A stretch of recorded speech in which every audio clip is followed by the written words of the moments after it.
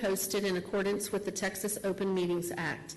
In order to limit attendance at public gatherings, a limited number of staff and board members will be in attendance in person at this board work session. The majority of our Board of Trustees and leadership team will be attending virtually via WebEx. The following board member is in attendance in person: Catherine Sells.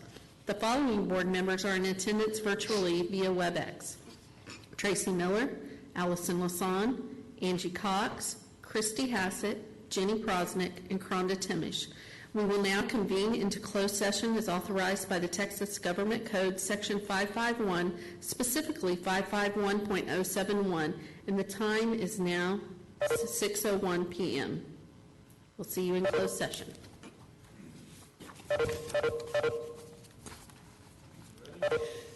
Ready, Freddie.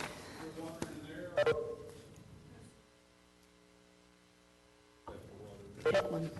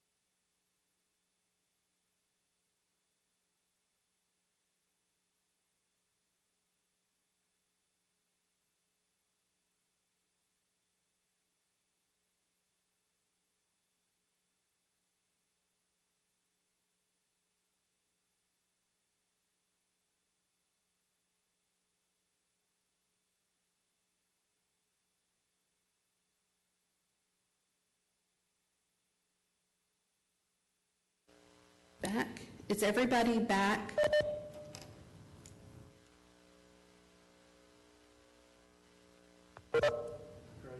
There's Rhonda. I don't see Allison.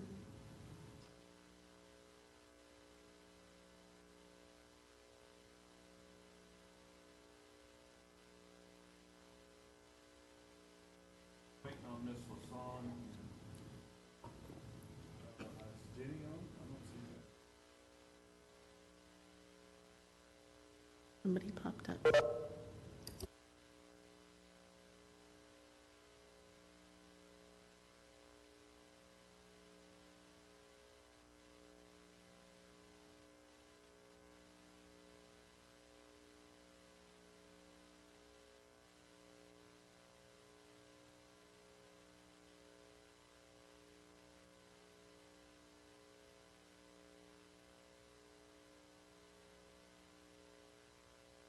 Hey, Catherine, I don't know if IT's on, but this Teams view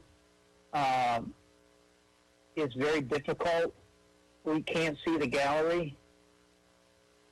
I don't know if there's another view, but like, for example, I can see Amanda at the center of the screen, you at the bottom, Jeremy to my left, somebody else is Jay to the right, but I'm not able to see the entire board and I'm not able to show a gallery. But how are you and Allison even on Teams when the rest of us are on meetings? Because I think initially they were invited on Teams, but then I think everyone then got a new email to invite them on meetings, so. Okay, so which, should we join Michael's meeting? Tracy. I'm sorry. Yes, Michael's right. Okay, you have to have a different icon downloaded for meetings, and so if you haven't done that, so we'll have the IT folks circle around to a couple. I got it figured out. Now I'm all good. I logged in through meetings, and now I can see everything like I'm supposed to. We're still waiting on Jenny, I think. Any word from Jenny? Catherine, have you texted Jenny? Or shall I? Jamie has. Okay. She's in the waiting room.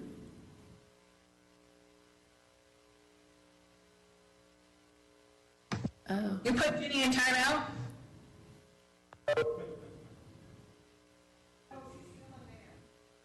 Tell her she's still in the old. She hasn't left executive session yet, so.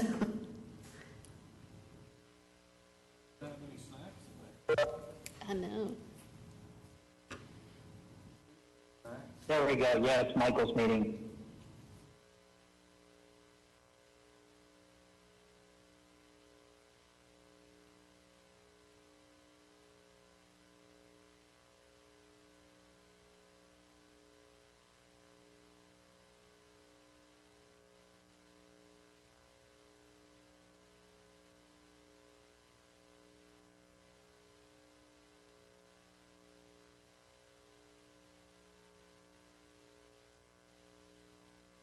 There she is. She is. Can we make sure that we have, oh, there she is. Okay, good. Okay, perfect. And we will now reconvene back into open session, and the time is 6:53 p.m. Okay. I want to make sure I could count the rest of you on the screen. And please join us in the Pledge of Allegiance and the Texas Pledge.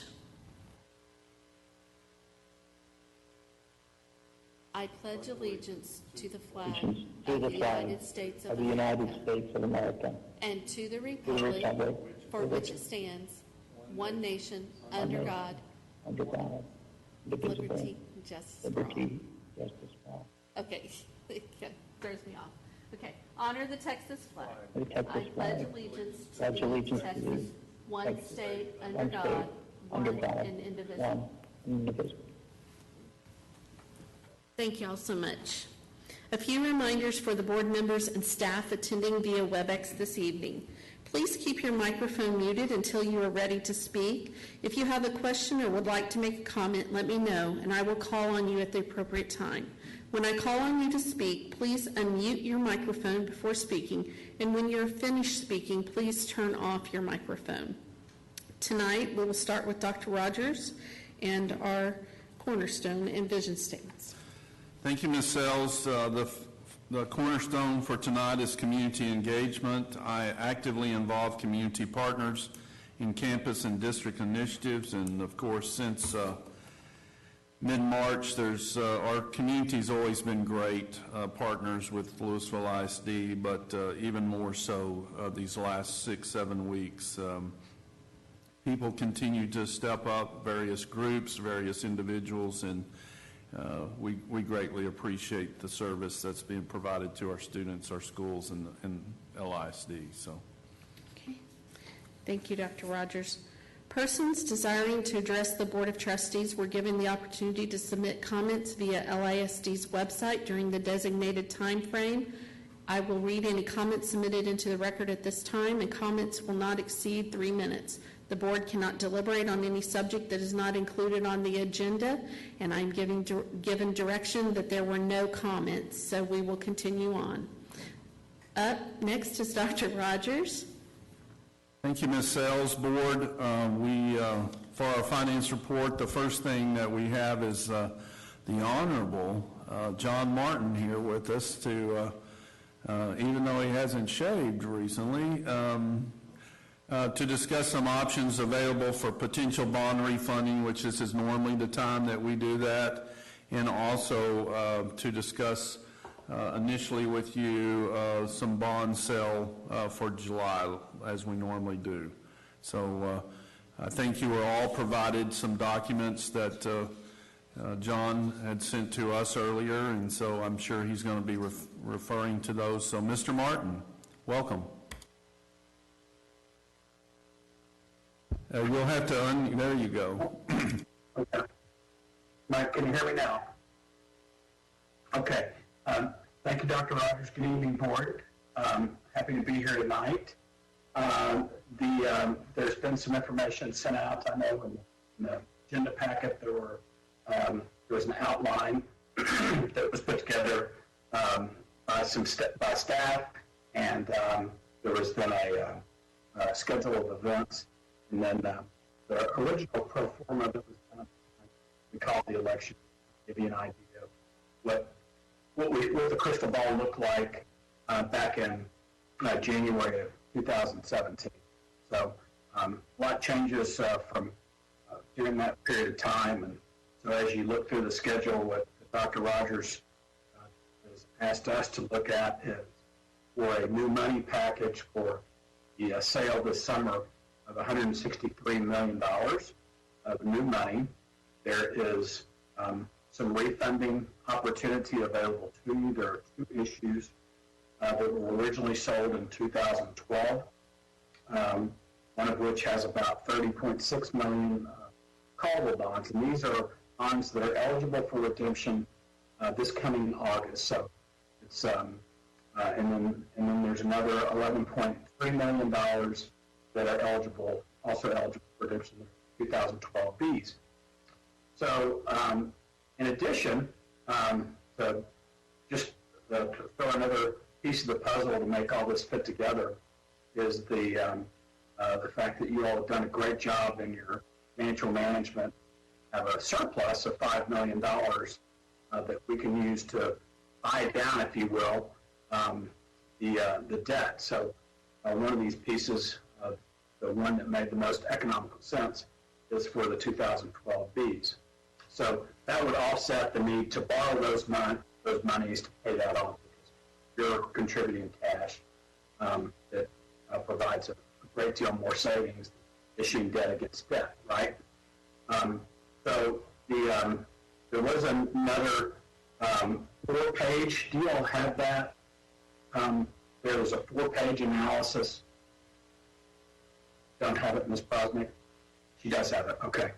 No, it's not everybody with me. They have it. Okay, I think it might have gone out this afternoon. and it's really kind of showing you the way it all comes together. And again, these are very preliminary. I will point out that the bond market, like the stock market, is extremely volatile and makes absolutely no sense. So trying to predict where things are going to be, there is movement of 10 to 15 basis points, 0.1 to 0.15% in any given day. That usually took a month to move. So things are kind of crazy. We see a lot of bond issues get pulled. We see some, then we see a flux of getting done. So what we're showing you here are these two issues. The first one on the left would be the permanent school fund guaranteed piece, which would involve new money of $163 million and the redemption or refunding of the 2012 A's. The right side box there on the first page of the sources and uses of fund shows you the refunding, refunding only of the 2012 B's, and that shows the application of the $5 million surplus that you would use to pay that down.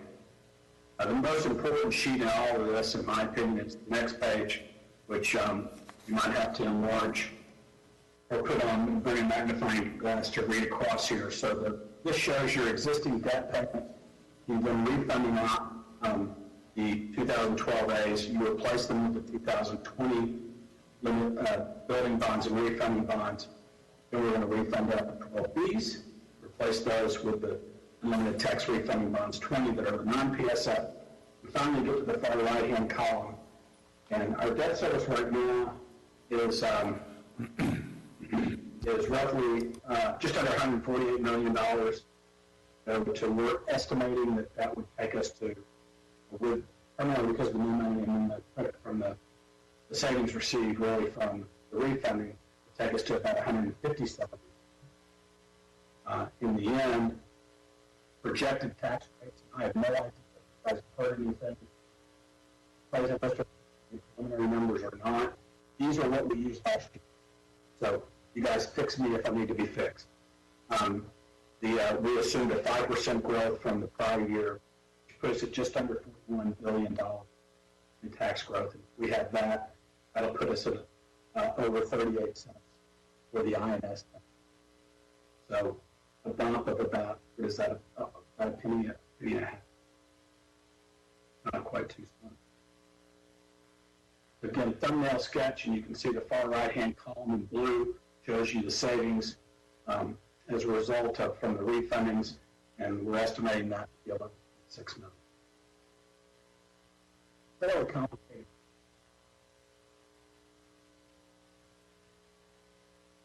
Should I go on?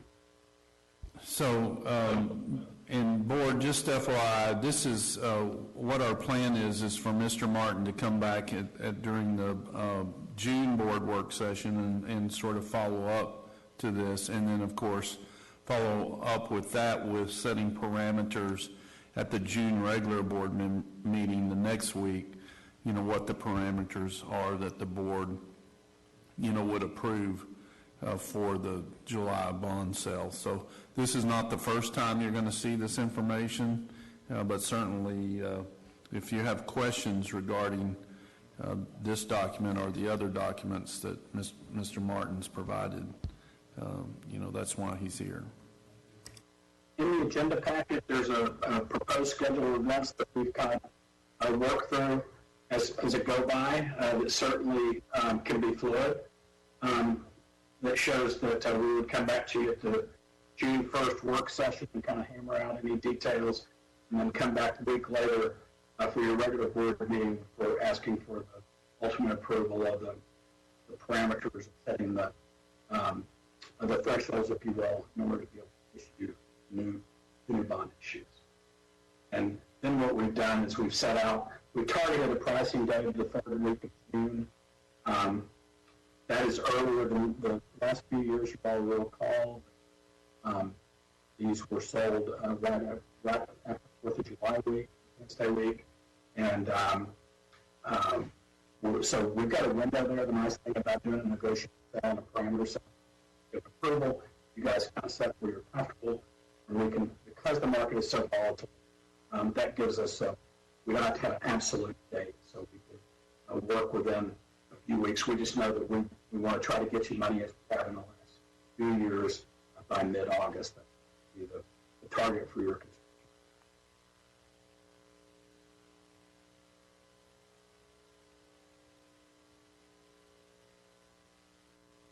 It's a lot. So, John, I'm looking, I think the timeline that you provided somehow did not get in, so do y'all? In the packet.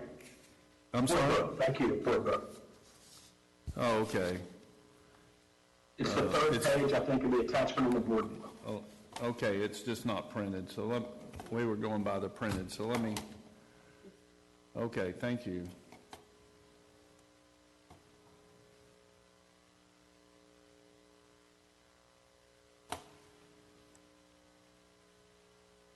Yeah, we have it, thank you. So, questions, I think Tracy has a question. Mr. Miller? I'm sure I'll just be going first. I'm sure there are other questions.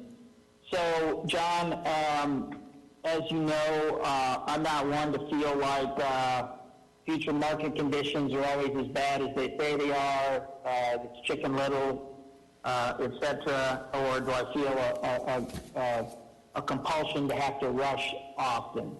That said, here's my proposition that I'd like for you to think about over the next couple of weeks, and you probably are, because it's your business and it is not, I am by far the expert, but this is the things that I'm hearing. So as we see the Dow play around at about 24,000, right? I mean, we're dealing with Q1 earnings that probably didn't have much COVID in them because they went through March. Q2 earnings, which will generally start to get released somewhere about July 1st, which that July time period is very important for us, are probably not going to be real good. Therefore, the market is going to do take a pretty big hit, at least for a short period of time. I mean, we dropped below 20, we've been playing around 24, so people are starting to make some money back. And we know that at 30, there was going to be a correction. The question is, I think there's a question for you and then our interim CFO, who also wears the hat of superintendent. One, what do those market conditions, meaning an assumption of poor earnings in July, due to the bond market? And the second then would be, and I'm sure you, and I'm glad to hear your point of view on this because I know you watch our fund balance as it relates to the INS fund. Do we really have to sell bonds in July in the event that your first answer is Q2 earnings could have a devastating impact on the market, and and I know bonds and stocks are different, right? So if you could just help me understand that would be helpful. So here's the quick answer to this. You're probably not going to like it. The markets, when you and I were in college and we had our economics class, I learned that stock market typically, when it's up, that's money flowing into the stock market and out of the bond market, which is typically pushing prices up and yields down, right? So the way that things work. Also, we also had we also watched very closely what the Fed was going to do, what employment reports were going to do, economic commentary, and all this, and we watched that for, usually the worse the moves, the lower the interest rate, right? So that's what we all learned, and that's the way we have operated for years. Starting about March 15th, that all changed. It makes 0 sense anymore. As you've seen the stock market, why is it going up? It makes no sense to me. For the points that you just said, Mr. Miller, you're going to, everything is recessionary, makes no sense. The market it seems like the market should be down around, 18,000, right? So, and that would seem to me that interest rates, given where the 10-year Treasury bill is hovering around 0.6%, how come tax-exempt bonds are lower than that? That used to be the way we think, that things would be indexed off treasuries and so forth. That's just not the case anymore. What we see more now is credit questions. Texas PSF sells very well, regardless.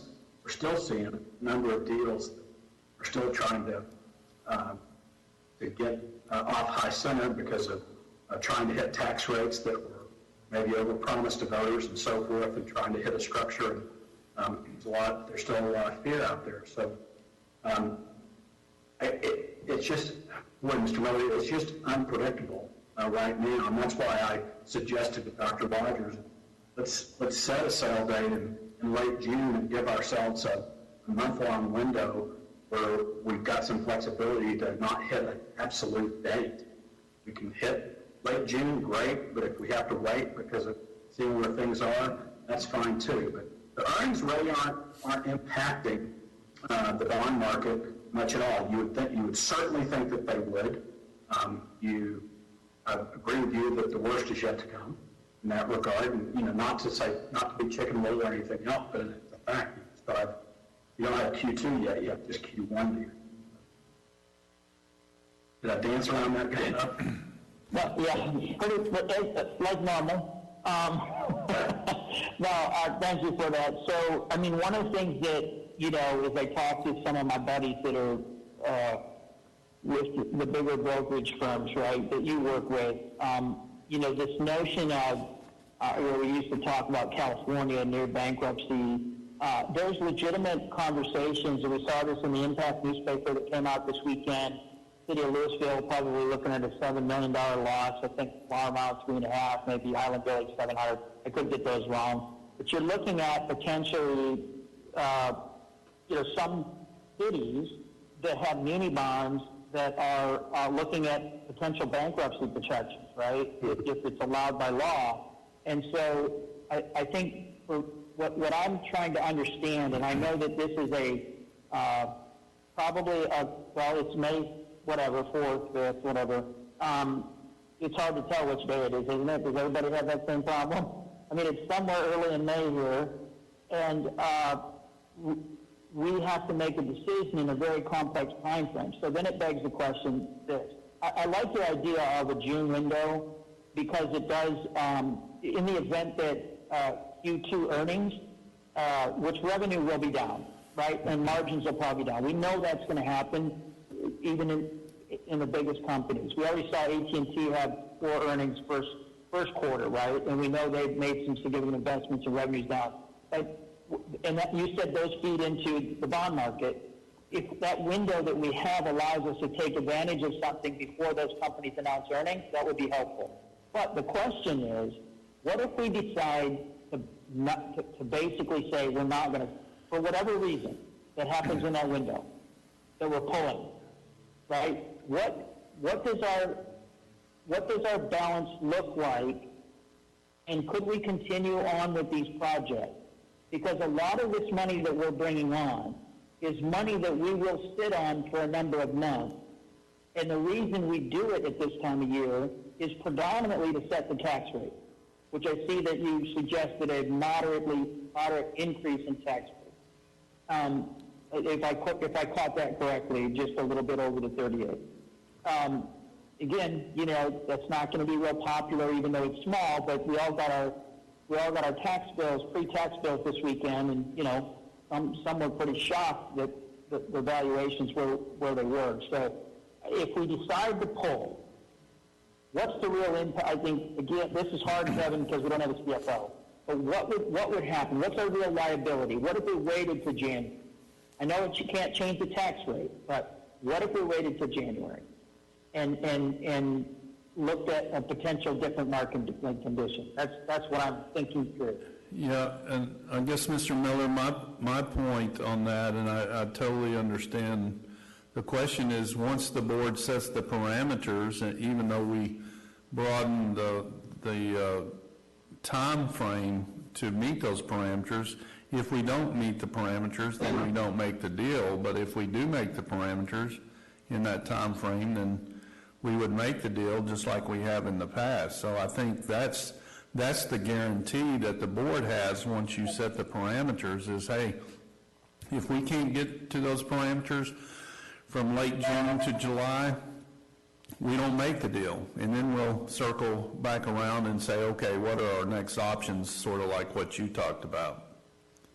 Okay, I think that's a fair point. That's just so anybody watching understands, those parameters give us a framework that if someone doesn't meet them, we can walk from, for example, we can't get 4% or 3.5% or whatever it is, we can walk from the deal. That does give us some protection, so I think that makes sense. Yeah, We wouldn't even got a market. Yeah, okay, thank you.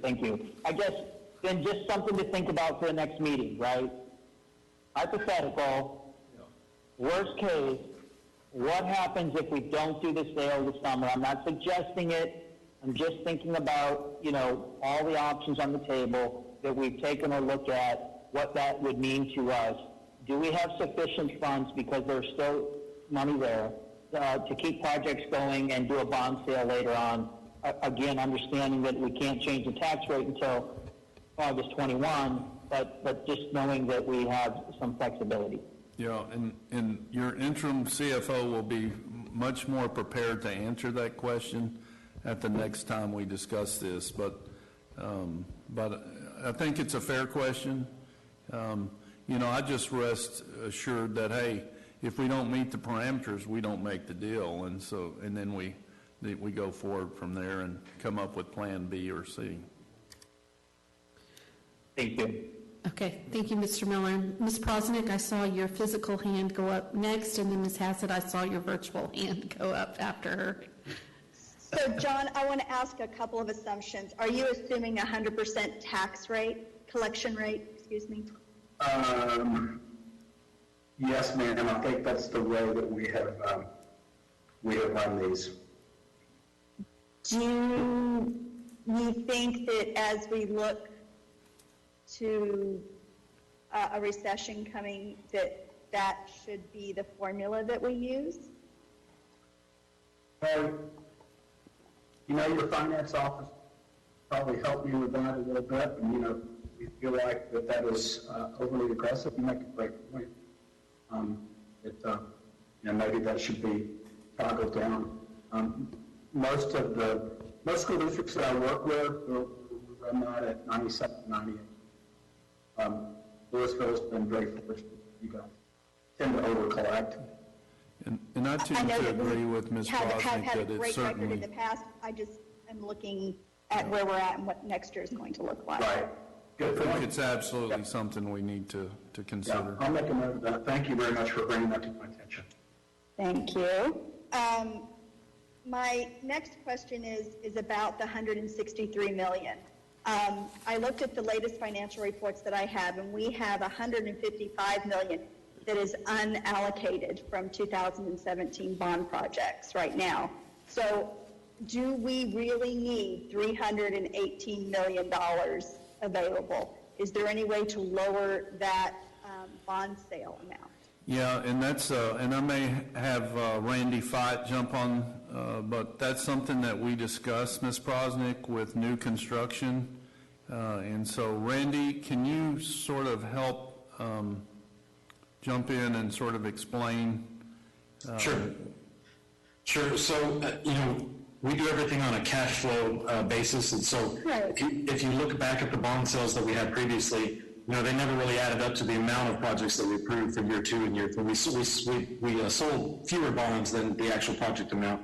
So we always try to cash flow. We know we're not going to need all the money up front. So, if a project goes on for 2 years, we don't need it all up front. So we did the best effort we could on looking at the cash flow, now adding in the year 4 projects that were approved last month. And so that's kind of it's the remainder of the year 2 and 3 that utilized the money that we had, and then adding on the year 4 is why we asked for the 163, or we're looking at the 163. So if I could get, Ms. Hassett has asked for this, and I concur that I would love a construction project list on the internet for us to be able to refer to, because we have moved projects around. Some that were year twos, we've moved some that we had scheduled for year three. And so that would be very helpful to me if we could get something like that. Because I just look at that number, and that's a large number. We've undersold $117 million from what we said we were going to do back in January of 2017. So I found it to be a larger number. And how much debt are we forecasting to issue next year then? If it's $168 million this year, what is it for next year?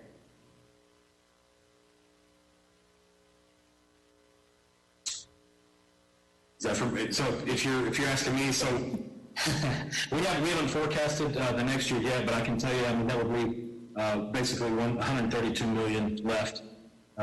So whether we split that into a year 5 and a year 6 sale, that's certainly an option. We haven't really, we've just been concentrating on the year 4 at this time. Okay. Thank you, Andy. Sure. And I know that we're doing several series in this proposal. So, John, would this be one sale that I like, or is this going to be 2 separate sales? So you're going to have... Transactions, excuse me. Well, there's 2 transactions at one time. So there's 3 transactions built into the bid. It's kind of complicated. So there's unlimited tax building and refunding. We're working on those are getting the permanent school fund guarantee because the 2012 A's have the permanent school fund. That will roll in. So those will be your PSF AAA bonds. The 2012 B bonds were not PSF guaranteed.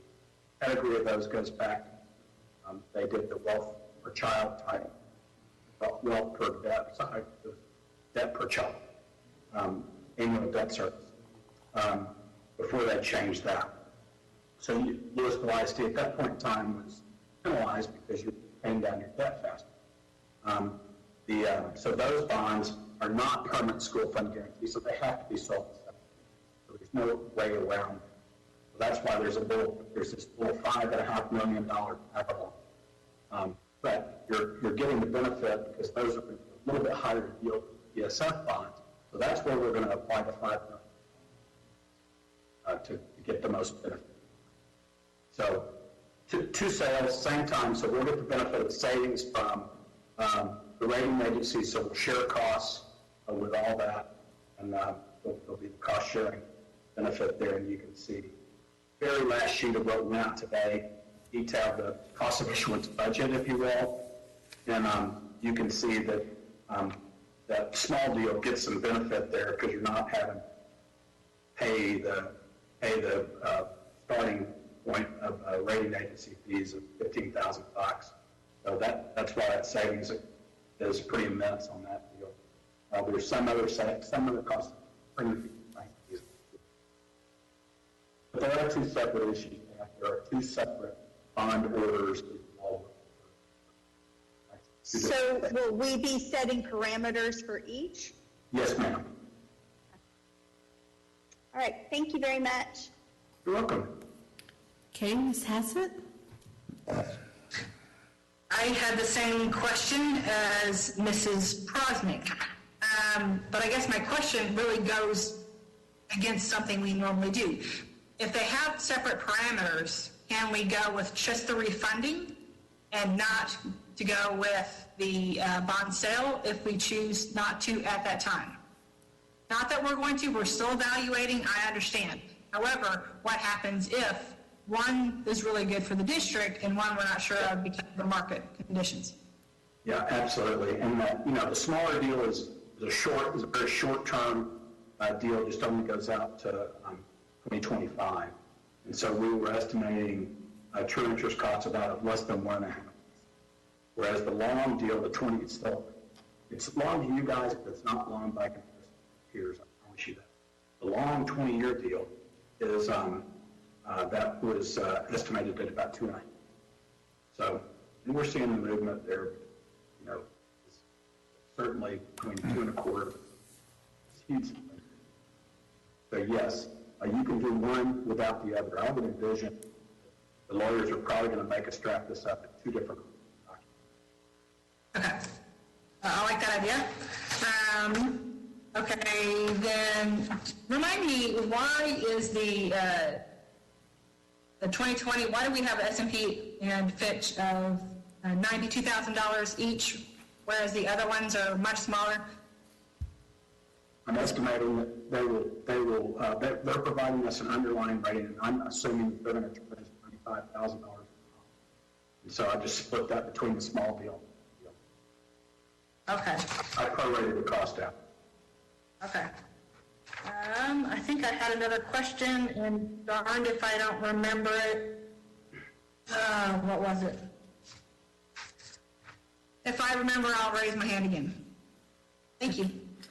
We did save some money on, Dr. Rogers, you might point out, on bond counsel fees.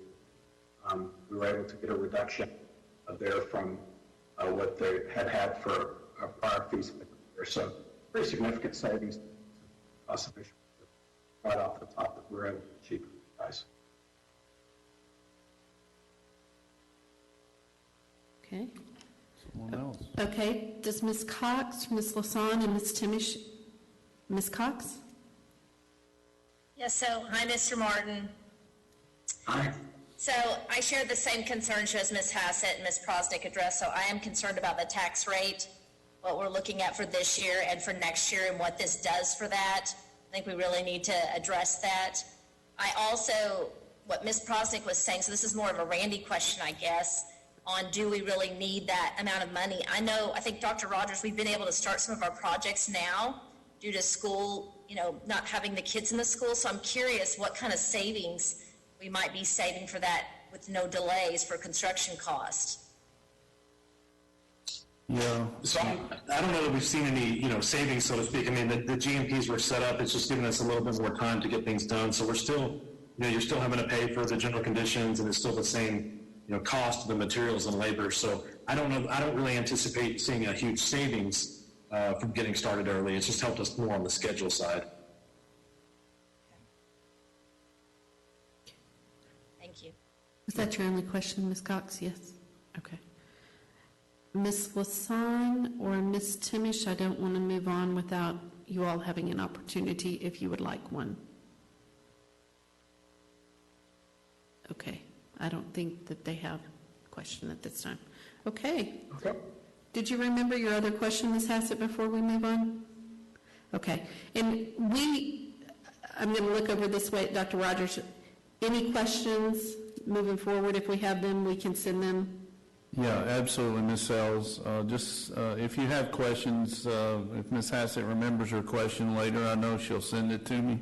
Okay. And I will certainly forward it to Mr. Martin and get answers and share with the entire board. Absolutely. Thank you so much. I appreciate that. All right. Thank you, Mr. Martin. Thank you. Thanks, John. I'm going to sign off. Okay. Bye-bye. Bye. Okay, moving forward. Moving forward, the next thing on the agenda is to get just a general update on construction projects, and you were provided a long PowerPoint, and I actually saw it beforehand, and Mr. Fight and I visited, and some of it he's going to go through really quick. Really, the main things that I wanted him to hit on were sort of a preview of the GMPs for both College Street Elementary, where we're going to move teams in DAP, and of course finishing off Purnell, the second phase of Mill Street Elementary, and then give you some updates on our two new schools that are opening in August, and that's Tech West and Hedrick Middle School. So, but he has some other good tidbits for you. So. Go, Mr. Fight, and I am timing you. Okay. Thank you, Dr. Rogers. All right, I'm going to try to share my screen here.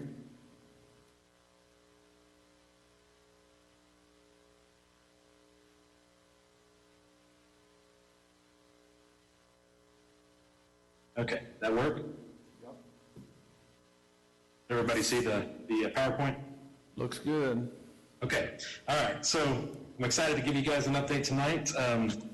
So to start with, we'll talk about the COVID-19, just a quick update on the impacts to construction. So similar to last month, obviously we track any potential delays on all of our projects. So every week we talk to the contractors about, hey, are there any impacts to manpower, delivery of materials, any fabrication issues?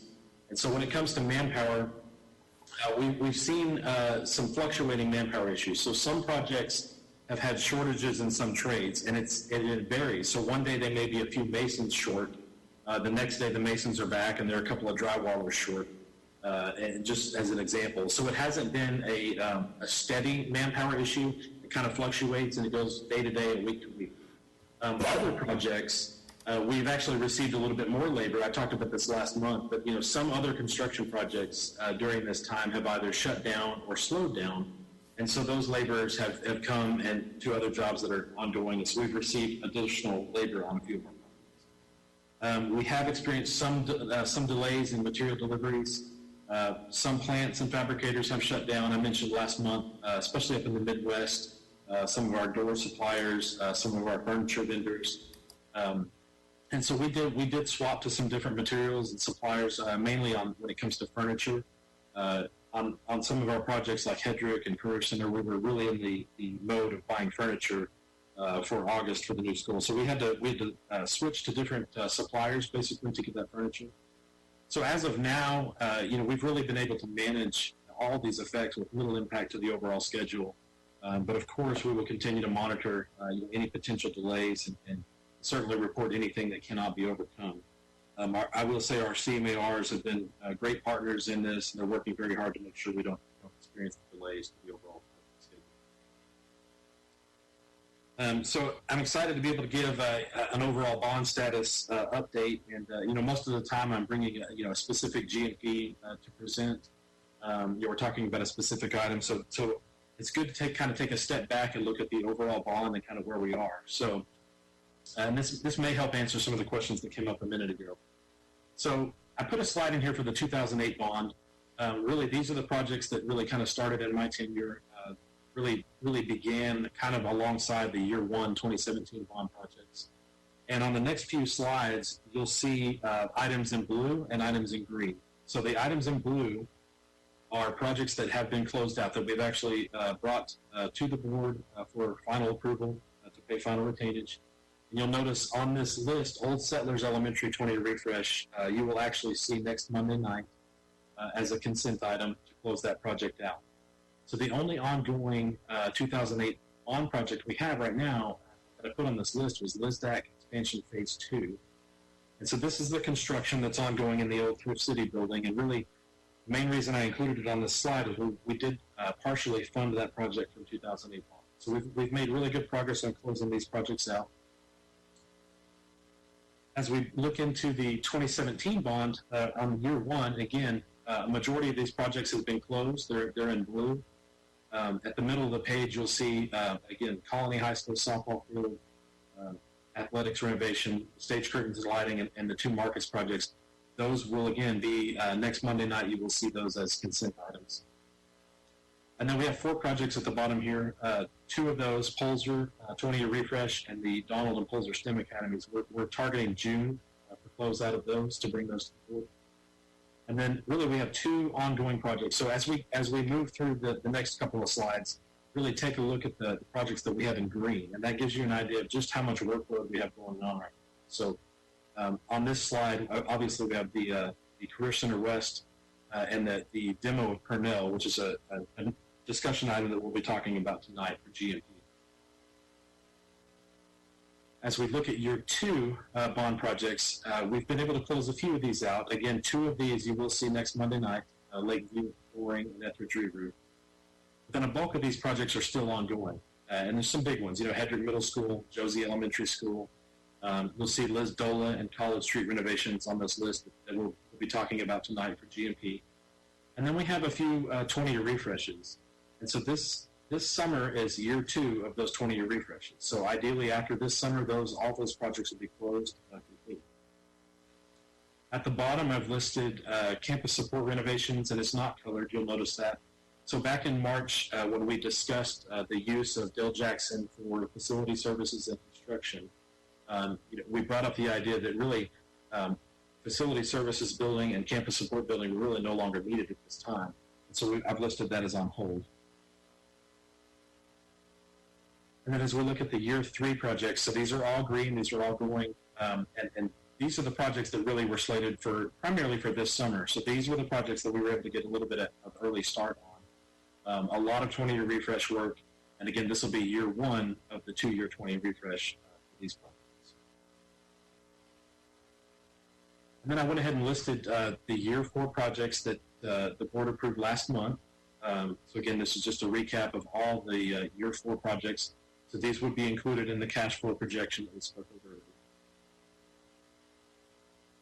And so now that we've looked at year 1 through 4, really, these are the remaining projects in the bond. And so our intent would be to bring this list back probably next spring to the board to approve as the year 5 list of projects. And so on here, you'll see a 20-year refresh, Career Center East Edition, and several just replacements and renovations. And then at the bottom, the Colony High School multipurpose facility. So a quick summary of some of these closeouts. So as you look at the 2008, back on that 2008 projects list, those items have all been to the board for closeout. And if you were to look at the board item for each one and add up the savings or surplus amounts on those, they would produce savings of approximately $1 million. Now, portions of those savings were used for LISDAC Phase 2. So we don't have $1 million sitting there, but the portions of those savings were able to be utilized for LISDAC. On the 2017 bond projects, the same thing. If you look at all the board items that came and really add up the surplus or savings values, we have about $1.5 million in savings on those projects. Now, these savings amounts, when we bring them, only show the difference between the approved GMP amount and the actual construction cost. Sometimes there are additional savings on some projects, and those come from things like when we bring a GMP to the board that's actually under budget. Obviously, there's savings there. Right now, we have a little more than $3 million from projects that we've brought to the board that are under budget. On every project, we also have what we refer to as soft costs. So those are architect fees, and those are a percentage of the final construction cost. And so if the final construction costs come in below the GMP, obviously those are adjusted as well. We also have general reimbursables, things like printing costs for all the plans, ADA plan reviews and inspections, civil engineering fees. And then we also do third-party commissioning of our projects, materials testing and geotechnical. We pay for those fees outside the GMP. Sometimes we do run into asbestos, and when we abate that always has a third-party air monitoring service that we pay for. And then the FF&E, furniture and equipment cost. Most of the time, the FF&E costs are not within the GMP. And so a perfect example of that is a 20-year refresh. On a 20-year refresh, we purchase the furniture directly with our furniture vendors so that we don't have to pay the CMAR, their fee portion on that. Now, there are a couple of projects where we included the FF&E cost in the GMP. An example of that would be the Career Center. Because the Career Center had so much equipment, it was very diverse, very complex, and all that equipment needs to be hooked up and working properly. We included all those FF&E costs on the Career Center in the GMP. So next I wanted to show, I'll go quickly through these, but some progress photos of some of our projects. The Colony High School entry and limited refresh, we're very excited about this one. This one, a picture of the front entrance here at the Colony High School. This really gave the school a prominent interest. It really dressed it up. We were also able to kind of improve the parking and traffic flow in front of the school. And then here's another view of the entrance. This is walking up the accessible ramp towards the front door, and you see the logo of the Colony. And then just a quick picture of the new flooring in the hallways there. And while we're talking about the Colony, next month our plan is to bring forward a GMP for the Colony Black Box Theater. So the Black Box Theater is obviously the red rectangle on the screen here, and it's basically attached to the existing auditorium, which is on the back side of the school. So this gave us a great opportunity to not only dress up the front of the school, but also to add a brand new entrance to the back of the school that plays off the same architectural element. Next is Hedrick Middle School. So this is an image of the final rendering of what it'll look like, and you'll remember the prominent library kind of above the first floor admin area. So here's these pictures were taken last week, and so here's kind of that library area, the framing. On the back side of the school, this is looking towards the classroom wing. You'll see brick is ongoing, a lot of AC units in place being piped, a lot of roofing going on. This is looking towards the entire back side of the classroom wing, and you'll notice, again, the brick ongoing, all the windows in place. Essentially, this classroom wing portion of the building is in the dry at this point. While we're speaking about in the dry, this is an overhead shot of the entire school, and you'll see the last area to receive roof decking is on the left-hand side here. This is the gymnasium. And again, these pictures were taken last week. This decking will all be complete this week, and then it will receive the roofing membrane on these two portions. We plan on being in the dry this month, completely with the building. Now you'll notice concrete being poured here, and I'll talk about that in just a second. A couple of quick shots of the interior, just the large amount of drywall that goes in, all the taping and bedding. Here's a classroom that shows windows installed, first coat of paint. We have the ceiling grid in, overhead MEP, fire sprinkler. Here's another view of a classroom. You can see the window frames, door frames, and in the classroom back there, you'll see lights that have been installed in these rooms.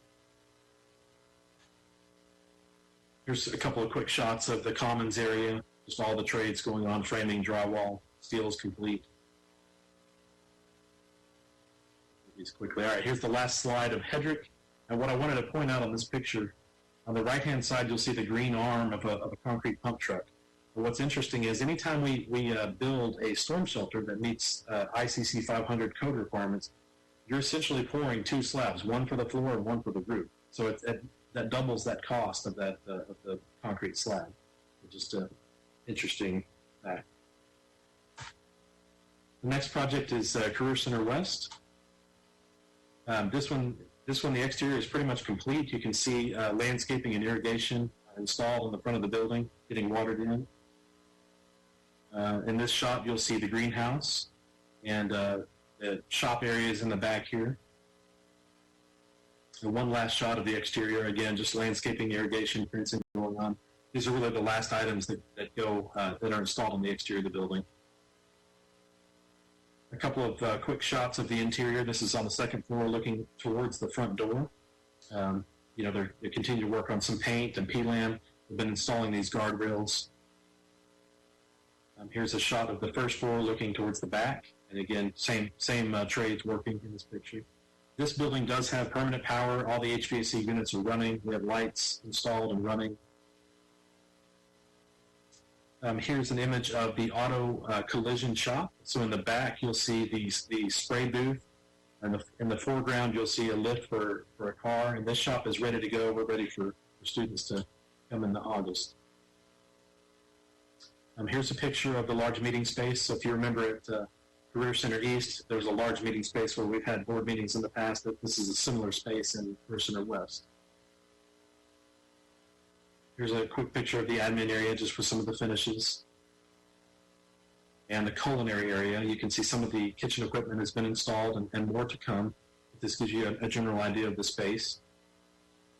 And then finally, a picture of the cafeteria, of the restaurant area outside of culinary. Just a picture of the architectural ceiling detail there. Next one is Josie Elementary. I'll go through these real quick. Here's the final rendering. And just here's kind of a snapshot of where we're at. We're in the grade beam phase, a lot of site utility work going on, preparing to pour fire lane so that as soon as slabs are poured, we can go vertical. And this slide, you can see the temporary road that the dirt is being hauled on the right-hand side of the screen here. And there's a lot of work that goes in on these projects before slabs are even poured that's underground, that's buried, that nobody sees. And so this picture just shows two of those. Stormwater piping on the left-hand side and electrical conduit on the right-hand side. Next is the Hebron High School multipurpose and IAC. So I included the floor plan on this, so when you see the construction photos, it'll make sense. So if you remember, the IAC is on the bottom side of this floor plan. We have the rounded entry and weight room to the facility, the main gymnasium space, and then you have the locker rooms on this left side here. So as you look at our current construction pictures, you see the slab is poured for the IAC. Most of the slab is poured for the gymnasium area. Here's the rounded entrance. And then back here is the locker rooms. It's the next area to receive slabs. And so when you look at just how far down we had to dig for this project, you'll see the weather really affected us on this one. So every time it would rain, this was a swimming pool. They would have to pump all that water out. So fortunately, the weather has been good lately. We've been able to get these slabs poured. And as soon as we start going vertical, we'll really start to make up some time on this one.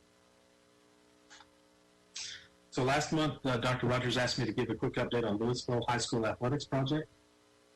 So if you remember, the Phase 1 GMP was approved, and that included the new turf for the field, new baseball press box, and these relocated track and field events. So Phase 2 GMP, which we're hoping to bring to the June board, includes all of these white buildings on this plan. So we have the trainers area and wrestling locker room building. As we work our way around, we obviously have a new football press box, home side restrooms, and you'll see in the next slide, we really were able to define a new clear entrance to the stadium and clean separation between home and visitors. So there's a home side ticket booth and a visitor side ticket booth, so you don't have to go through the same, there's no mingling of home and visitors.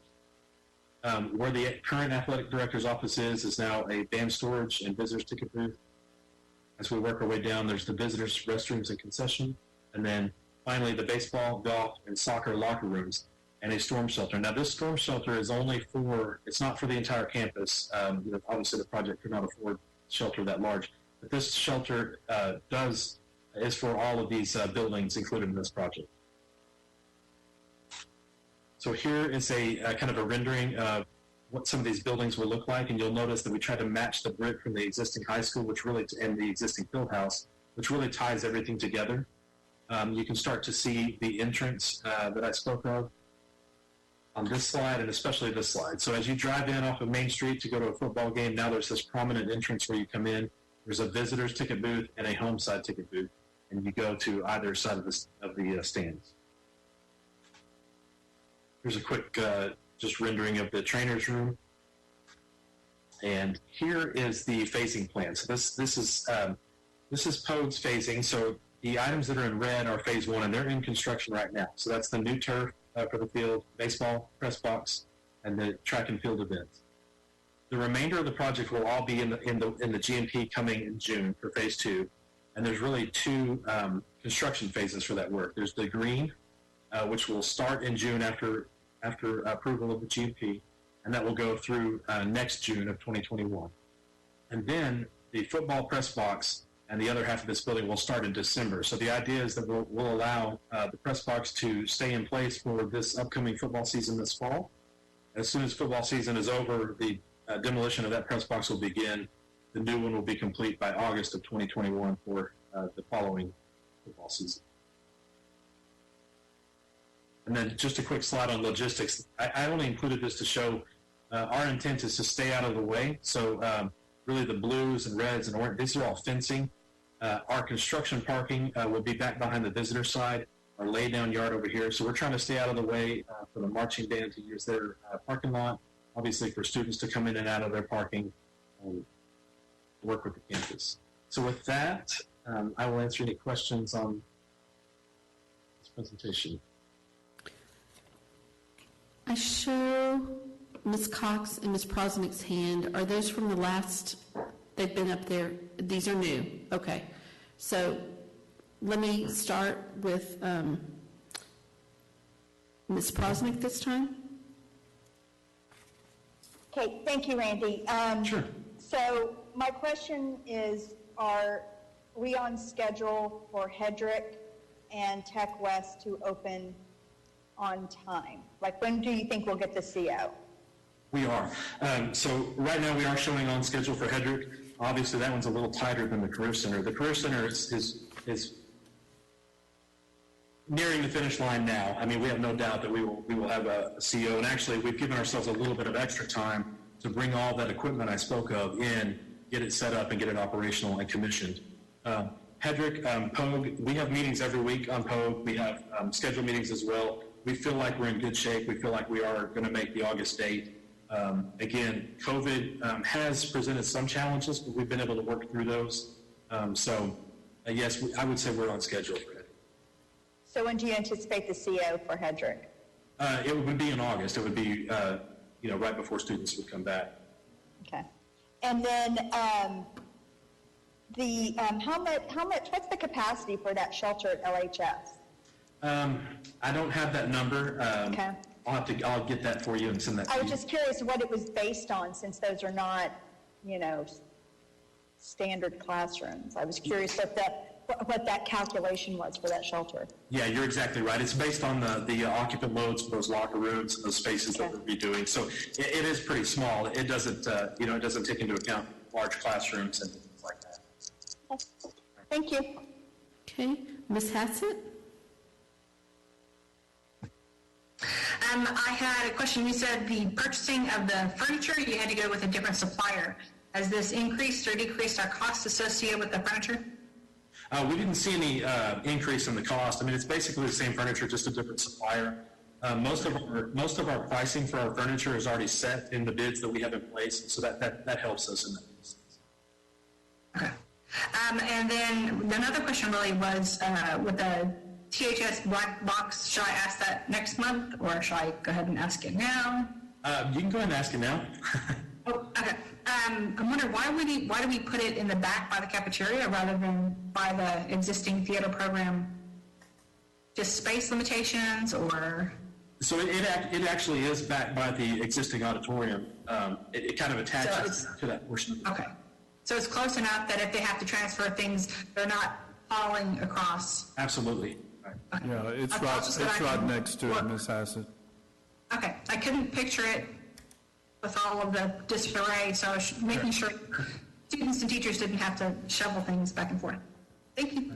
Okay. Ms. Cox? Yes, great presentation, Randy. I feel like it's Christmas at LISD right now. I actually drove by Hedrick Middle School this past week and Tech West, and they look amazing. I'm so impressed the work that the contractors have done. So kudos to them. And lots of exciting kids are going to be getting to experience some new things next year. I've had a few questions. One is, several council members have been asking in the colony, and I don't see it on here, so I need to go plant some stuff myself, I will, but they want to see some landscaping in the front of the Colony High School. Okay. So I did not see that in your rendering, so I've assured them that we're going to get some landscaping at some point in time once it's finished. So is that part of the project, or? There is a little bit of landscaping, yes, and there are some existing trees as well in the main entrance of Colony that probably weren't in that picture. But yeah, I'll take a look at that and make sure that we're meeting the requirements. And we can pop a color. Right. So the other question is since we don't have our CFO in place right now, I know he was checking up as well as you on our projects.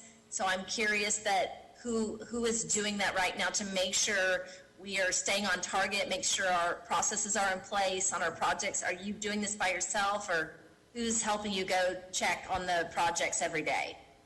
Absolutely. So obviously I do it, but I have a great team that works with me. And like I mentioned last month, we have our construction managers in-house that check on the day-to-day. We have project managers on our team that help us as well. So it's a group effort, and a lot of folks spending a lot of hours making sure these projects get done, checking on things. So we're doing our checks and balances and all that? Absolutely. Okay. And then I'm sorry, Ms. Sells, one more question. Can you just point out, back to that rendering on Tech West, like where would the entrance be for the restaurant, and then will the participants be utilizing the parking lot at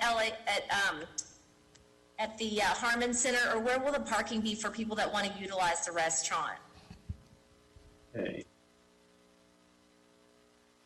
Okay, can you see the presentation again? Yes, Yeah, it was we can, great. maybe. Okay, so if you can see this picture here, so basically this is the front door, this is the front entrance of the entire Career Center. As you go in this front door, immediately to the left is that cafe. And remember, we had talked before about, check-in and not being able to get into the rest of the campus with, if you want to just go to the cafeteria. And to answer your question about parking, yes, it is. This is the big lot that's kind of shared between the Aquatic Center and Harmon and Tech West. Typically, when Harmon is in session, this lot is not full. This lot only gets cars really when events are happening at the aquatics. Does that help answer the question? Yeah, that was my clarification on the question. Thank you so much. Okay, sure. Okay. And next, let's see who we've got here. Ms. Lasan.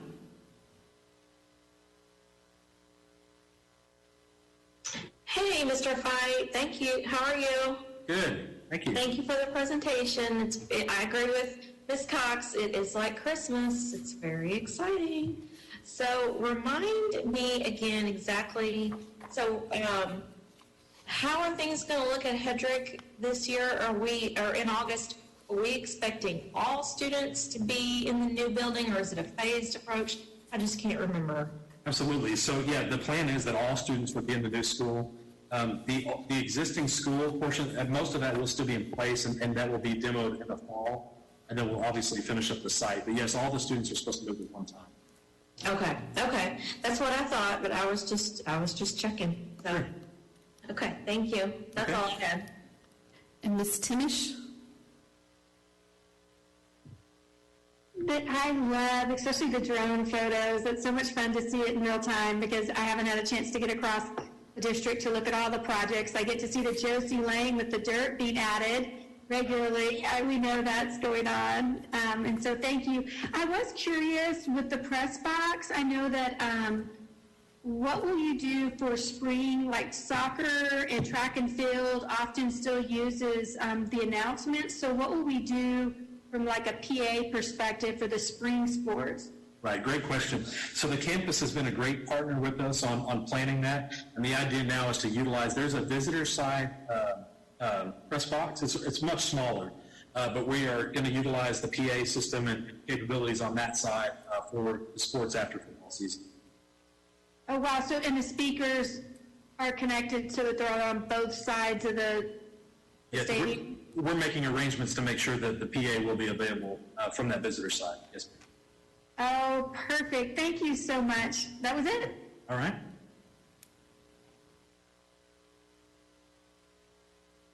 I'm looking, Mr. Miller. Okay. Hey, thanks, Randy. It's great stuff. I haven't had a chance to see the drone in action, but it looks really good. I'm also equally excited. I mean, the LHS feeder, there's some really cool stuff going to happen. It'll be interesting to see how everybody else responds because, it's just really cool. And looking at that, really the outdoor athletic center with the buildings and everything, how that's going to look, and of course the Tech West and Hedrick Middle School, just phenomenal, just absolutely some of the most beautiful probably in the state. Couple things. Athletics is housed north of the end zone today. Coach Ford and his staff, will they be moved? Is that building going to be taken down? Yes, Mr. Miller, that building will be taken down to make this work, and athletics will move into what's currently Thrift City. There's a section of that building that will house athletics and actually have a separate entrance. We did that for several reasons. One, we needed to remove that building, but the second thing is we felt like it was a better fit to have LISD athletics at an LISD site versus a high school. Yeah, agreed.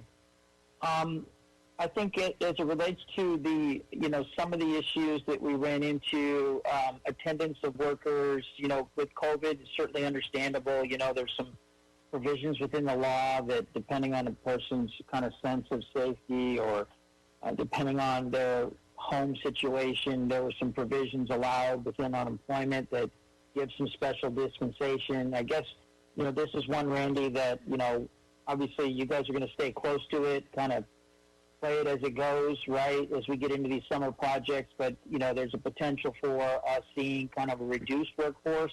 And that doesn't make sense, I know, because there are a lot of people looking for jobs. But, the current kind of CARE Act allows some people to maybe, leverage that versus working. So I think just really staying close to kind of the attendance levels of the workers along with the contractors.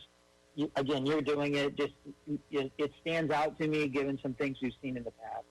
Second thing is, or the last thing, so I think, I don't have a lot to compare it to, but when I was at Timber Creek, as we kind of went to school and it was time to go back to school, and we got in for meet the teacher, and, there was still some cleaning that needed to be done and that type of thing. I think some of these campuses, when we do the refreshes, if we look at, little things that might be able to linger around, like, some of the drywall kind of, when drywall is wet and it has some texturing on the floor, that could stay around. You could have people in the building. In the current climate, is there a plan for us before these schools open to do kind of a massive, maybe unique cleaning or cleansing, given kind of some of the virus issues? And maybe Dr. Rogers is working on that, or you guys have a holistic plan in general. But just really, some of these construction sites, massive amount of people, massive amount of materials coming from all kinds of different places. Might make sense to, and again, it sounds like Dr. Rogers is going to jump in and address this, so you have been thinking about it. Yeah, that's a great question, Mr. Miller, and absolutely the cleaning protocols for our schools, and particularly these new schools, will be very different. Absolutely, they're cleaned before, we have students, but there'll be a different type of cleaning done in these schools, as per COVID-19. And we're doing that now. Actually, Hebron High School is a perfect example. Construction has started. We started on some of the restrooms and some of the other areas. As students were coming in to get their cap and gown, their personal items, Poe Construction did a deep clean of that entire area, that entire school, to make sure that it was safe. So we're doing some of those deep cleanings right now within the contractor's purview. So obviously, our in-house custodial staff will do a great job when it's time to open the school. But yeah, we are certainly thinking about additional cleanings that the contractor needs to take care of. Okay, and I see are you, Mr. Miller? Okay, and Ms. Cox, your hand's still raised. Do you have another additional question or comment? No. Okay, perfect. Okay. Are we? So moving right along, which is very related, let's talk GMP for Lisdola and the fiber installation at 4 locations. And really, I think the major discussion, he's going to present share some other slides, is sort of how we're going to pay for this, because these projects, these next 2 projects, are over budget. So with that, Randy, I'm going to dish it off to you. Okay, so I'm going to share my screen one more time. So on Lisdola, just a couple of quick images of the final, what it's going to look like. A fantastic space, fantastic outdoor learning space. We kind of showed some of these before. And if you keep in mind, this one has the storm shelter, and so we'll talk a little bit about that.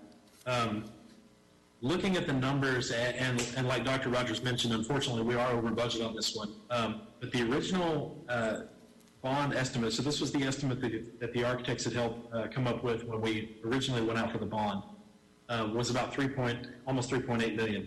And then the fiber portion was almost 600,000. After you take out the soft costs, and I'll be talking about these on both items tonight. So, again, those things like the architect and commissioning and materials, all those things that aren't included in the GMP. that's how we establish kind of what our construction cost budget is going to be. So if you look at really those two numbers there, that was what was available for the GMP. So almost 3.2 for Lisdola and 532 for fiber. So the GMP numbers came in, after bidding, and again, we bid this twice, and so we've had two opportunities to kind of look and see pricing and vet everything through, and this really does represent the cost of this facility, but it's 4.77 for Lisdola, 879 for fiber. So the total overage on these is approximately 1.9 million. Now, and I'll have that slide back up in just a second, but we had that savings of 4.5 million on closed out projects and projects that were under budget, with more to come. So the reason I wanted to underline that, I mean, we have projects like the Career Center that when the Career Center project closes, there will be savings returned on that project. So the 4.5 million does not stop there. Now, a couple of the factors affecting the GMP, I mentioned earlier on that Hedrick picture, when you have to pour an entire slab for the roof of the storm shelter. When we first started talking about this project with the bond, the storm shelter requirements for ICC 500 were very new. It really hadn't been implemented by us at all, and our architects very little.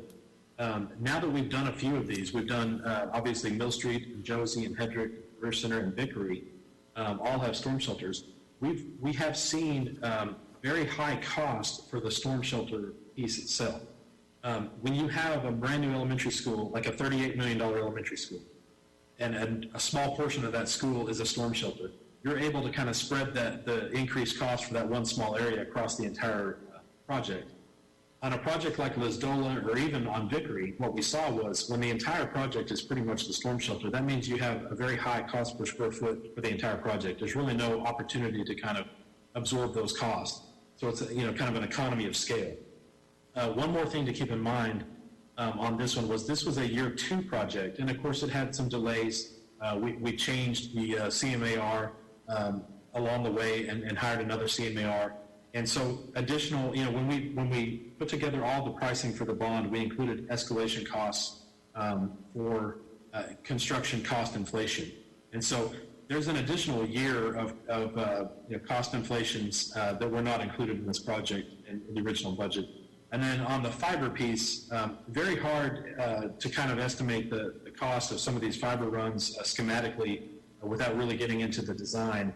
And so that's what happened. When you got into the design, you see some longer runs, and there is some right-of-way work that you have to deal with TxDOT and the cities, and there are some cost impacts to that. So those are some of the factors. Again, this is just a recap of that closeout summary slide, and I just highlighted the two, to show where we're getting that 4.5 million from. So again, projects that came in under budget, which fortunately, most of our projects do. The unfortunate thing tonight is we have two that didn't. And then the 1.5 million in closeout costs that we had brought to the board. So with that, I'll answer any questions on Lisdola. Okay. Does anybody have any questions? And I'm looking for hands on this one. No questions? Okay, moving on. Okay, I'm going to share one more time. So this time we're talking about College Street.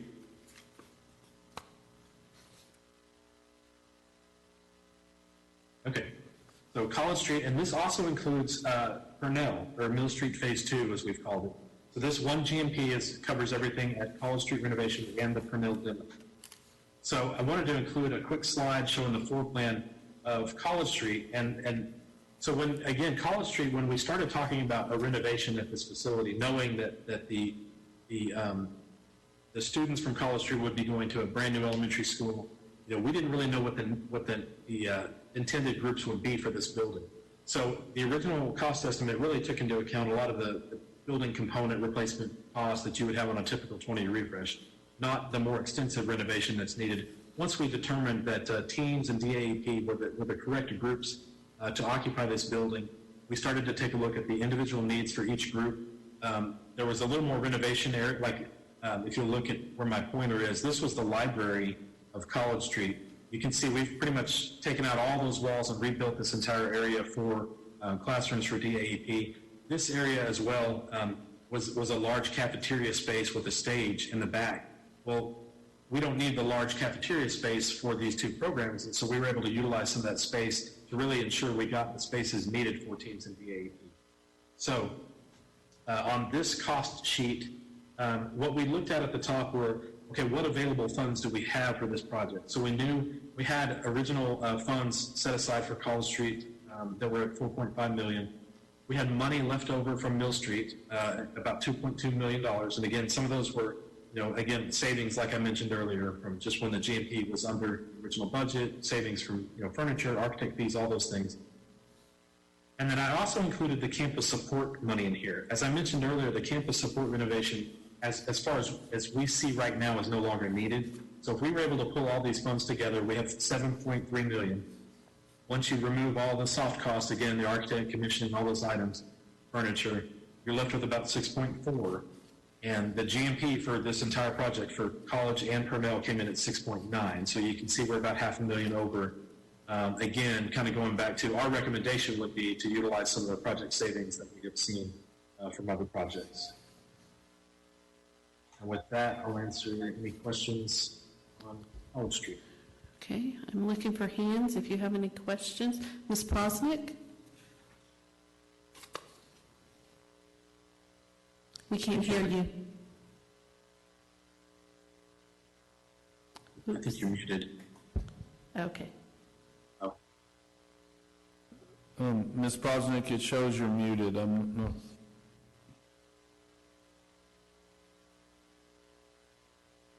Can someone? Want me to go? Oh. Okay, does anybody have any other questions? Yeah. Okay, Mr. Miller?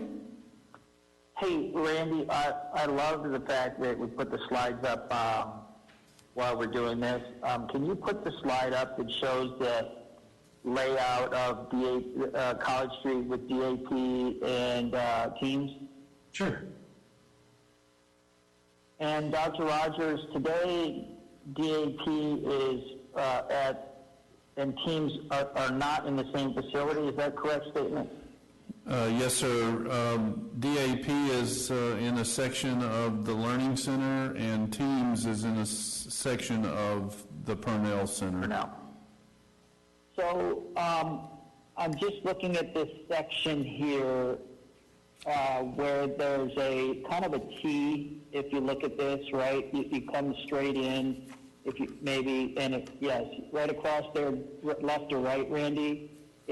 That's the hallway there, and then you see the teams piece. And given what we've some of the getting helmets for teams teachers and some of the absences teachers have had, that type of thing. I think just some of the difficulties that go on with teams. Well, again, it's a great program, but with DAP there, and a lot of times DAP is temporary students. Is there a way to create a separation so that DAP students don't go into the teams area or vice versa? Again, not to be kind of too restrictive, but to have some barrier there? Yeah, I think in the best way, and there's been a lot of work on just that thing, Mr. Miller, as far as how can we keep as much as possible these two groups. There's been a lot of work by both the special ed groups who deal with teams, and of course our current DAP staff and administrators to work on that and to provide also some additional resources. So we feel very comfortable with the plans, which is why it called for a little bit of tweaking that Randy talked about. For instance, there's can you talk, Randy, about the entrances? I mean, there's DAP will enter from that west end where he's pointing. They won't enter in the same area as where Teams enters, and so those are the types of separations that we have created. So, will we have 2 administrators on that campus? Yes, sir. Okay.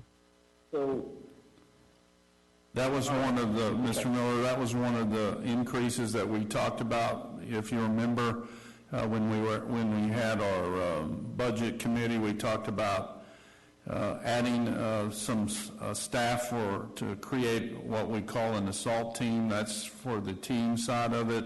But we also talked about adding an additional administrator and an additional counselor. These are some of our most at-risk kids on both sides, and so we felt like we needed some more resources to help at this campus. great, thank you. Really good stuff, Randy. Really appreciate the level of detail. Okay, Thank you. Thank you. let's go to Ms. Cox. You hear me? Yes. Just a quick question, the 7 million in that College Street, is that included with the Purnell tear down? Is that all included in that, or is there a separate cost for that? Ms. Cox, could I stop y'all your question for a moment? It appears that Ms. Prosnick has dropped off of our meeting, and so I want to get direction from our technology team, because I don't believe that we should move forward without her being present. She was on the list, and she has disappeared. So, just, yes. Michael, she sent me a picture.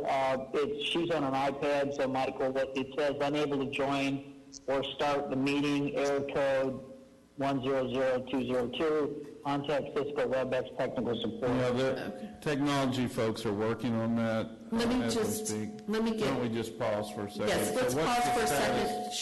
second. She's a member of this team, and I don't think we need to move forward without her here. So, just a Ms. moment, South? please.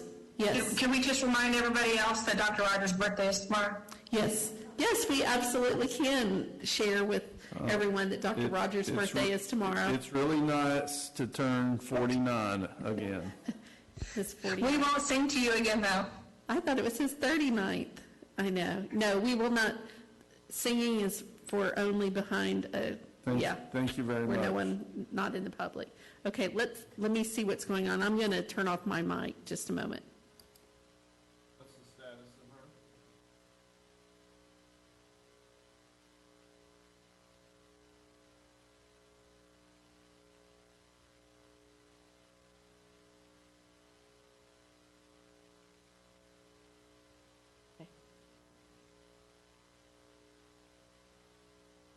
Yes.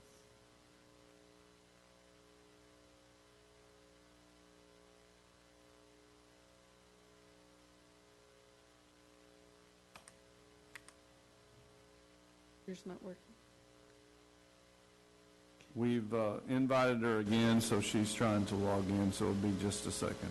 I don't know why all of these are on.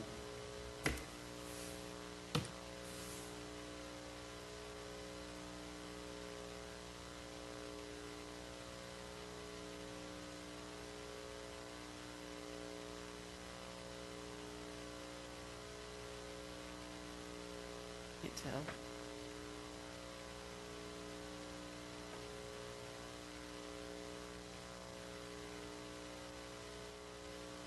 Save the dark chocolates for Angie and I.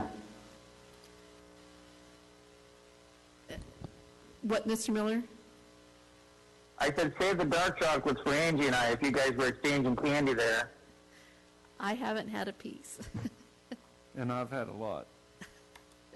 You have to share dark chocolates.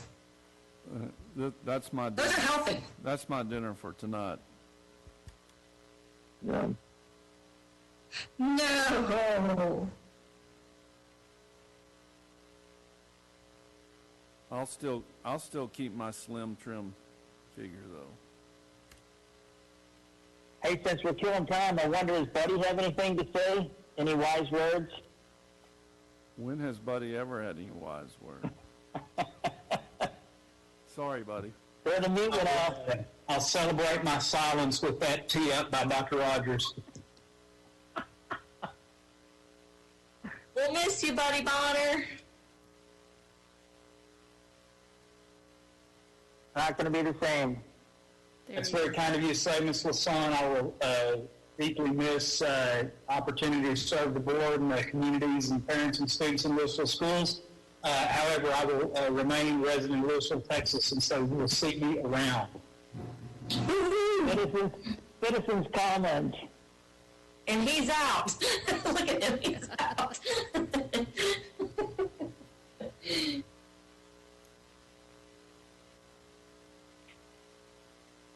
And we are still. Just remember, buddy, you're not on mute. Yes, sir.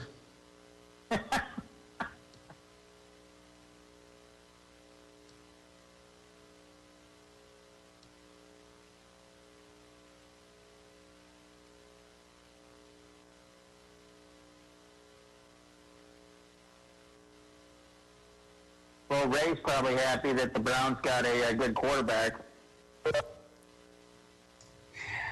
I'm always happy when it's getting closer to football season. Now there's only one number 9 in playing for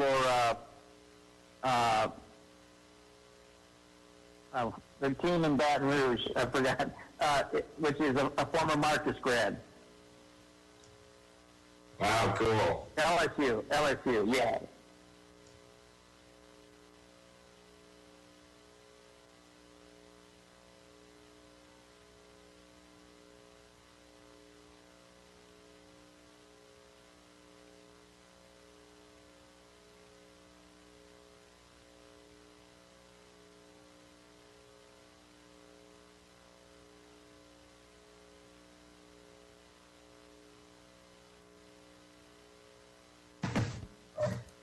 Those of you who are at Lizak, there's a thunderstorm warning, so just be careful on your way home. I don't see anything on radar, not right now, but just be careful on your way home.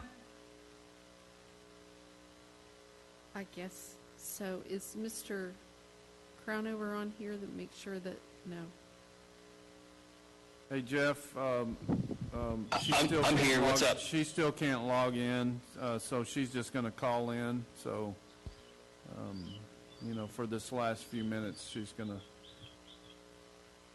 I want to make sure that we are covered as far. I think that's fine with the governor's loosening of these Open Meetings Act rules for the time being. I think it's fine. Okay.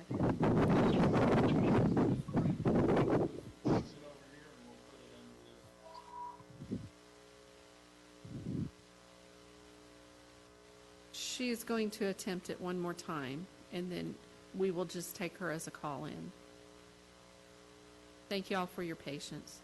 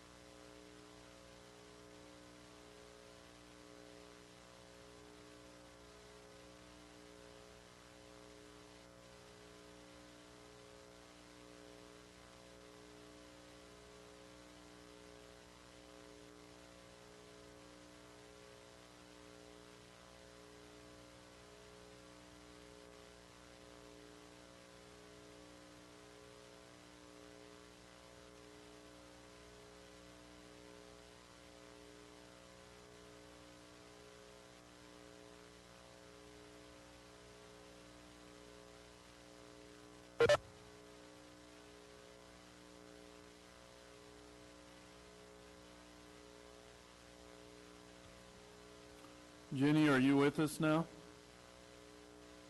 By phone? Jenny, can you hear me? Yes.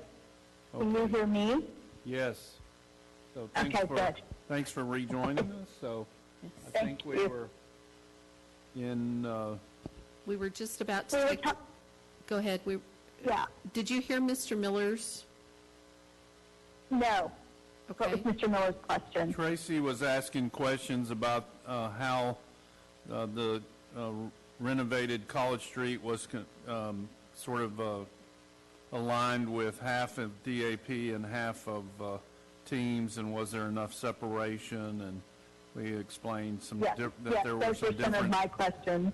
There are some different entrances, and that a lot of folks from both groups have been part of this discussion for quite a while. Okay. And he also asked. My question was more about capacity. Yeah, the capacity for DAP remains, and Lori May can jump in on this, but I know we haven't lost capacity for either program. We actually, I think, have some more capacity for teams as far as some better spaces, more room for students. And then also Mr. Miller asked about staffing regarding administrators and counselors, and I reminded the group about, at our budget workshop that we were adding an administrator and a counselor for that facility. Lori, I don't know if there's anything else you need to add about that.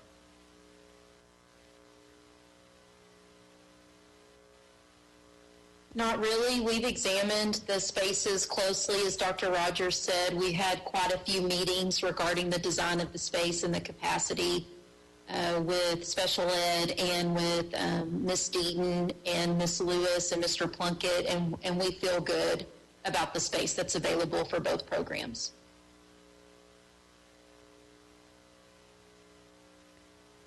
Okay. I'm good. Okay, we had moved on to Ms. Cox. I'm sorry to have interrupted you, Ms. Cox. Do you want to go ahead and share your questions and comments? Yeah, so my question was, Mr. Fight, is the 7 million, is that included in the Purnell tear down? Is that all included, or is there additional costs for that? No, it's all included. So the 7 million includes the available money, and it also, the GMP includes both projects altogether. So it includes everything. Okay, thank you. Sure. And then Ms. Hassett had questions? Yes, just one question. Will there be enough parking space for all of the staff and the students that might use it for DAP? The parking is limited over there. Are there any expanded parkings? Unfortunately, with the project, there are no expansions to the parking lot. It pretty much is the same parking lot that's been there. That has been a concern that's been brought up. I know it's always been a challenge at that site for parking. It's a very small site. But no, with the project, there's no new parking space. There's really nowhere available on the site to put additional parking. So what happens if we have more cars than parking spaces? We believe, Ms. Hassett, that while it's tight, there's enough, but certainly we will come up with some other options if we find out different. And I think Dr. Rapp has been a part of those discussions too regarding parking. Remember, most of the students on one half of the facility are not, don't drive and don't, and really, we're talking about, of course, staff. They'll drive, But then many of the students of DAP will drive. And then some of the students at DAP, probably at most half of them. A lot of parents drop off their kids. Remember, DAP includes middle school and high school, so and not all high school students. So I know we've looked at it and scrutinized it pretty well. It's tight, as you say, but we feel that we can make it work. Okay. Okay, thanks, Ms. Hassett. I see Ms. Cox and Mr. Miller's hands are still up. Do y'all have additional questions? Okay. My only question is, the gym, is that being renovated for use by DAP and teams? It is. It's going to be a gym space available for those programs. Really, the main renovation of that area involves the restrooms more than the gymnasium space. Okay. And is there additional security going because that building, number one, is not part of the actual building, and number two, it's super close to the road and houses? So there is fencing that separates. So while the gym is a separate building from the main school, there is fencing that keeps everybody on site. Okay. Thank you for answering those questions. Sure. Is there anybody have anything else, Ms. Prosnick? No, I don't have any additional questions. Okay, thank you. Okay. Before I go, I was able to look up the storm shelter count for LHS while we were on break, and it's 275 as the count for the storm shelter. Thank you, Mr. Fite. Absolutely. All right, thank you all. Thank you. Okay, moving on. Okay, and last but not least, the update on status of meal prices for 2021. And just remember, Board, that a lot of this is not in our control. There is a paid lunch equity tool that we talk to you all about every year at this time. It's done by a formula. I have certainly some experts on the call if you have questions, but you can see that it's likely that the adult meal prices will fall. We don't have access to the paid lunch equity tool yet, but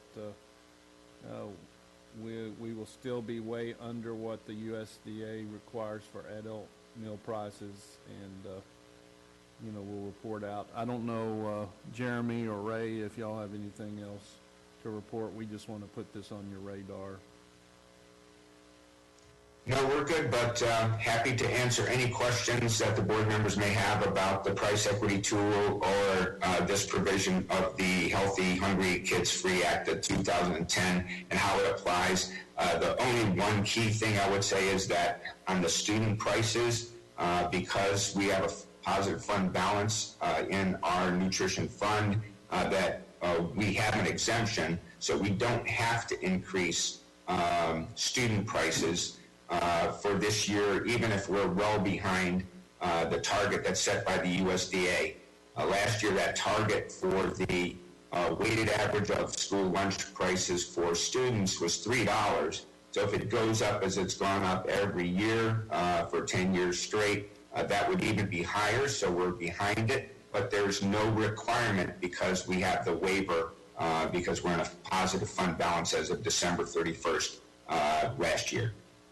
And so the recommendation from us for the board to approve next week is that there will not be an increase in student meal prices because of that. Ms. Hassett, do you have a question? I do. I do love the recommendation. We're not doing it this week, but I love the recommendation to keep it for our students the same price. That's great. My question really is, though, do we have any confidence that it's going to come in on time in June or July from the price equity tool? Because I know the feds are a little bit busy with COVID as well, and it came in barely squeaking in last year. Do we know that it's really going to come in on time for us to determine? It usually comes out sometime in July. Last year I was looking at the memorandum that came out that summed it up and let the tool out to be used, and the date on it was August the 8th. So it always unfortunately comes in right before the LISD school year starts. I can't predict with everything that's going on that it'll come out on time, but it has for the past 9 years. Okay. Thank you. Okay, Ms. Cox? Yes, I concur with Ms. Hassett. I'm very much in support of keeping our prices down and leaving it, not increasing it. I think I commend y'all for that. My question relates to, and maybe you don't know, but is food cost. Looks like we were way under budget, and I think we'll be fine, but what does Airmark see or anticipate as, with the situation we're in, as food cost increasing? We don't see, food cost per meal increasing by that much. But of course, the COVID-19 crisis has changed so many things on the landscape. I'm trying really hard not to do too many predictions for the new school year. Fortunately, I think LISD has, started the year with a very, very strong fund balance. I think we can weather any short-term, variations that go up or down. Any increase in the student prices would be relatively negligible in terms of a return on the bottom line, especially if it was like a nickel or something. The only thing I did want to add, because nobody's mentioned it, is the adult meal prices. We already are behind their late calculations from last year by at least a dime. So, and there are no waivers for adult prices like there are for the student prices. So it's quite likely that we will have to raise the adult price by somewhere between 10 and 15 cents would be my prediction. Thank you. You're welcome. Does anyone have any additional questions? Ms. Prosnick? I can't see you, so I'm going to ask you specifically. No, I don't have any questions. Thank you. Okay, thank you. Okay, seeing no other questions, Dr. Rogers? If there is no further business, this meeting is adjourned, and the time is now 8:36. Thank you all for your patience, and thank you, Ms. Prosnick, for calling back in. Happy birthday, Dr. Rogers. Thank you. Take care. Good night, everybody. Good night.